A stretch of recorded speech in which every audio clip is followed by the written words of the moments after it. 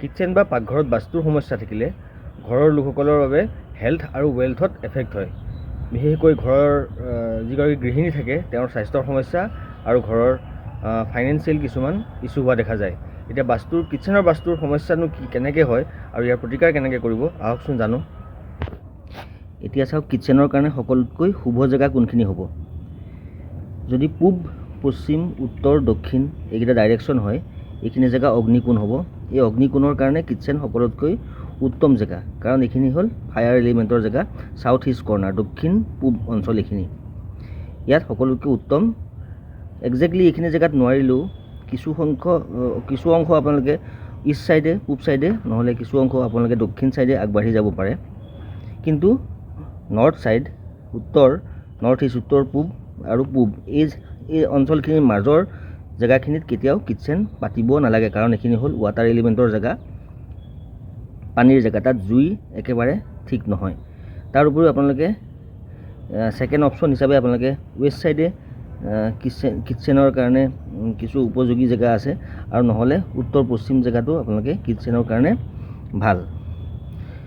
North east এইখিনি হ'ল centre, ব্ৰহ্মস্থান বুলি কয়, ব্ৰহ্মস্থান আৰু চাউথ ৱেষ্ট এই জেগাখিনিত কেতিয়াও কিটচেনৰ কাৰণে শুভ নহয়। আপোনালোকে কেতিয়াও এই অঞ্চলত কিটচেন নাপাতিব।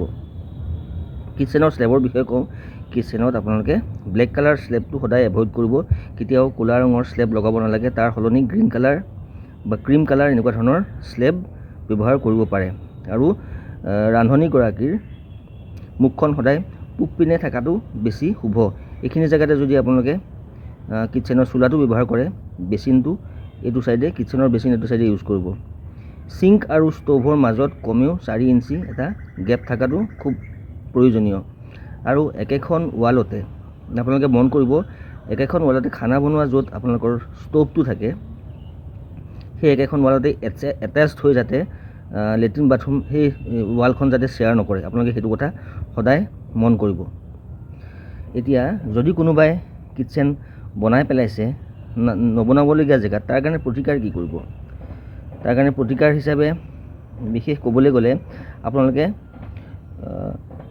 যিবিলাক তেল, মিঠাতেল, আচাৰ, মছলা, নিমখ, টেঙা, তিতা আদি জাতীয় বস্তুবিলাক, এইবিলাক আপোনালোকে কঁকালৰ তলৰ পিনে আপোনালোকৰ থিয় হৈ দিলে কঁকালৰ তলৰ পিনে যিখন স্লেব থাকে, তলৰ ছাইডৰ স্লেব বা তলৰ ছাইডৰ আলমিৰা বা ৰেক আদিত ৰাখিব। আৰু আপোনালোকৰ ওপৰ ছাইডৰ ৰেকবিলাকত চেনি, চাউল, হালধি, ঘি আদি বস্তু ৰাখিব। দক্ষিণ পূব ছাইডে ৰঙা ৰং ব্যৱহাৰ কৰক।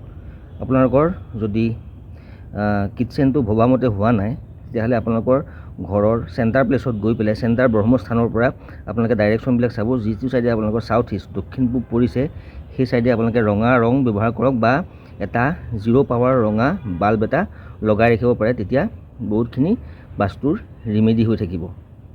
আৰু যদি চোলাটো আপোনালোকে ভবামতে কালাৰ হোৱা নাই, ব্লেক কালাৰ দিছে বা ডাইৰেকশ্যনো বেয়া হৈছে, তেতিয়া অন্ততঃ চোলাটোৰ তলত যিটো আপোনাৰ গেছ ষ্ট'ভ আছে, গেছ বাৰ্ণাৰটোৰ তলৰ অংশখিনি আপুনি গ্ৰীণ কালাৰ টাইলছ লগাব বা গ্ৰীণ কালাৰ মাৰ্বল লগাব পাৰে।